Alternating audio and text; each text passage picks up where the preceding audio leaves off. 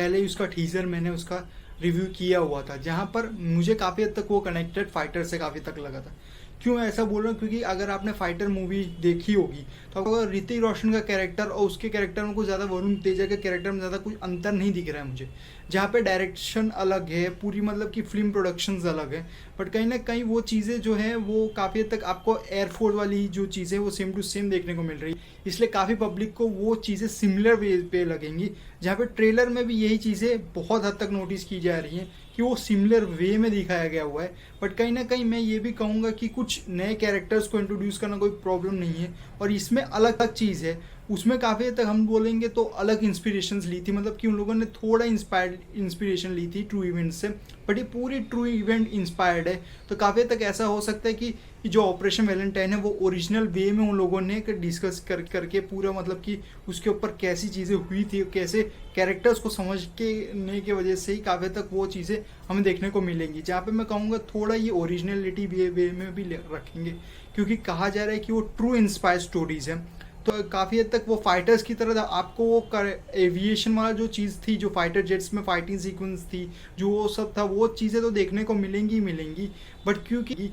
क्योंकि काफ़ी हद तक वो ट्रू इंस्पिरेशंस वाली स्टोरी है, तो काफ़ी हद तक उस कैरेक्टर के बारे में काफ़ी हद तक पता चलेगा कि उसने क्या किया था, उसका क्यों इम्पोर्टेंट रोल था ऑपरेशन वैलेंटाइन में, और काफ़ी हद तक क्यों ऑपरेशन वैलेंटाइन हुआ था, वो चीज़ें उस मूवी में ही जाके पता चलेंगी। बट काफ़ी हद तक कहूँगा ट्रेलर जो है वो सोनी पिक्चर्स की जो मैं कहूँगा वो उनका खुद का प्रोडक्शन हाउस जो है वो स्पाइडरमैन और उन सब का तो आप जानते ही हैं कि काफ़ी हद तक करता है। बट जहाँ तक अभी मैं कहूँ तो सबसे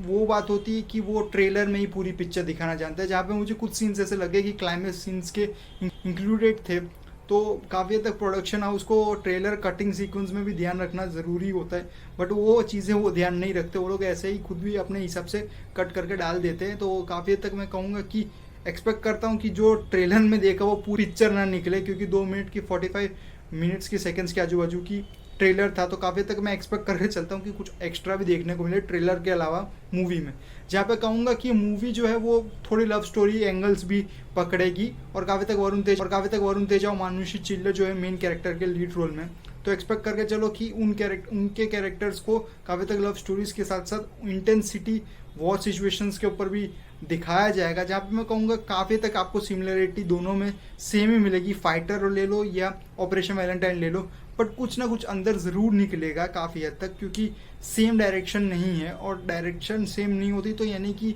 आप ये कह सकते हो कि विजन भी सेम नहीं होता लोगों का। तो काफ़ी हद तक कह सकते हो कि ये जो है ये थोड़ा डिफरेंट मूवी होगी, बट वो देखने के बाद ही पता चलेगी क्या इसमें सिमिलरिटीज़ देखने को मिली थी। बाकी मैं ये ज़रूर कहूँगा कि आपको क्लाइमेक्स सीन से लेकर हर एक सीन तक जो आपने फाइटर्स में देखा होगा, यानी कि